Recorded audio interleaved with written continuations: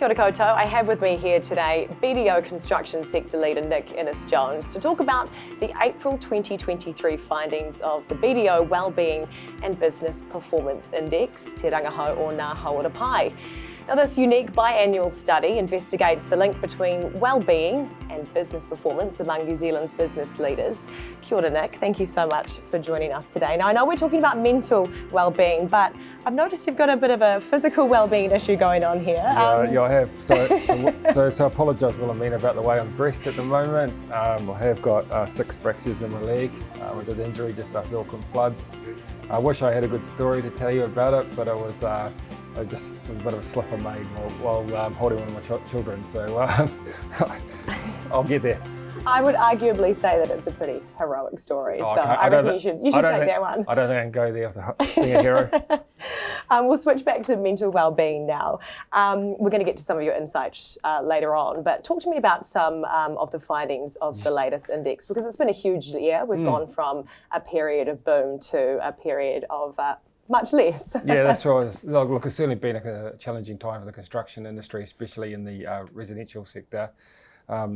Construction, in our survey, construction business leaders had a score of 64 out of 100 WHO 5 index, and that's fallen back by 4 points compared to the previous survey. And this has been steadily on decline since our first survey back in May 2022.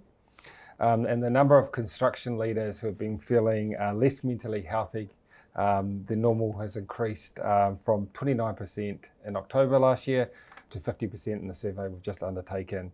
And of these people, the main concern they've got, and big 61% of respondents said that financial pressures is their main concern. Do you think it's hit harder because we've gone from this period of huge business, overwhelming demand, to a sudden and quite drastic drop? Do you think it's hit a lot harder? Yeah, absolutely. Look, I think there's been a real slowdown in the industry, but in particular the residential sector. We've seen falling house prices, wage inflation, material inflation. We've seen margins eroding, real issues with access to labour, especially, there's a lot of people out there who want to get people in from overseas and they've really struggled to do so. I think that's slowly improving now, but it has been a real challenge over the last 12 to almost 36 months. And one thing in our BDO construction survey we just did recently is there is a slowdown of forward work coming, and that's going to be hardest hit in the residential sector.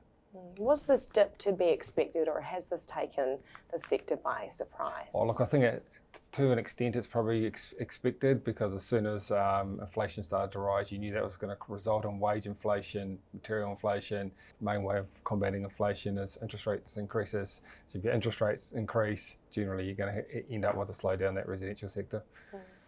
What about new builds versus renovations? Because I know everyone had spare money in their back pockets during COVID that they couldn't travel with, and a lot of people were spending that on renovations. How's the sector performing? I guess the couple of key things is, one, that some of that money spent. Two, interest rates are increasing, so people's disposable incomes, instead of going to renovations or discretionary spending, it's now going to repay their mortgage. So there isn't as much, spare cash sloshing around like there was over the last few years, and that will really always have a real impact on the residential sector.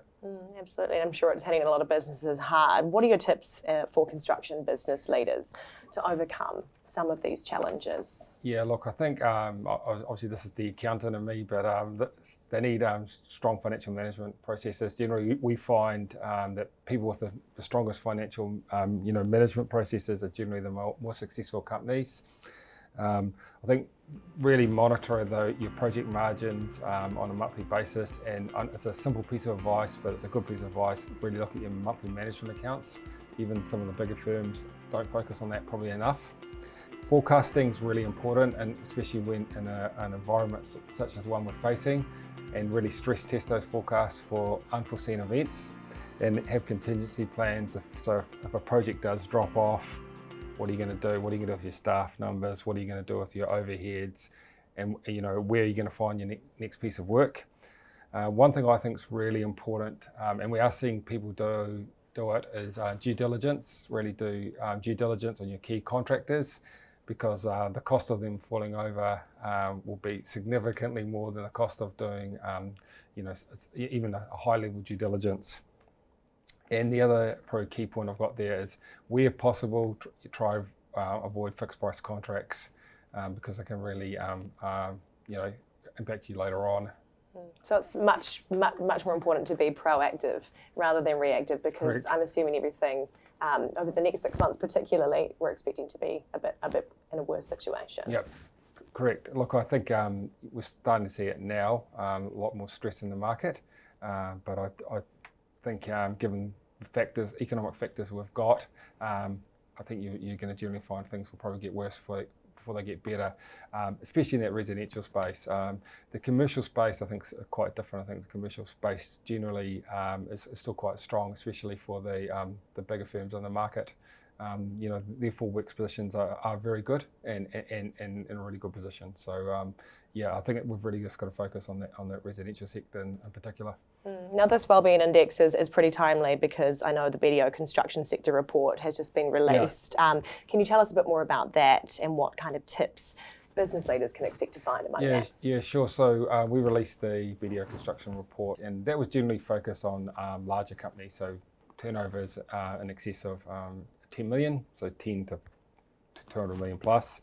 And the report focused on key parts of the industry, such as forward work, access to labour, margins, economic conditions, those factors that really impact a construction company. So what the report does is it's not just stats driven or factually driven, it also provides tips to leaders to try to improve their business and how they combat some of those key issues in the sector. So it's on our website, so I encourage everyone in the construction sector to read it. It's obviously really important to have that kind of anecdotal evidence opposed to just numbers as well. In terms of what your clients are seeing on the front line, do you have any personal stories about their experience, particularly in relation to their wellbeing? Yeah, look, a lot of my clients are in that commercial space, and as I said, their full work positions are still fairly strong. But where I think a sign of pressure is coming is work which they thought was 90-95% secured is now suddenly becoming 40-50% secured, and when it gets to that range, then it starts to becoming less likely than likely, and I think that's where the stress is coming, because if they can't secure their forward work, they then end up with holes in their workflow, and then they start needing to make decisions within their business, and that will cause a degree of angst and stress for them. Where can these business leaders go to for support, especially in that time of uncertainty? I'd encourage them to read our Wellbeing and Construction Report, which is on our website. We also encourage them to read our BDO Construction Report, which gives a more general overview of the industry and tips for business leaders. There are also a number of wellbeing experts out there, and also encourage them to talk to us. We have a number of clients facing these issues. Some fantastic resources there and a lot of great advice for people watching at home. Thank you so much for your time, Nick. We really, really appreciate it. Thanks for having me.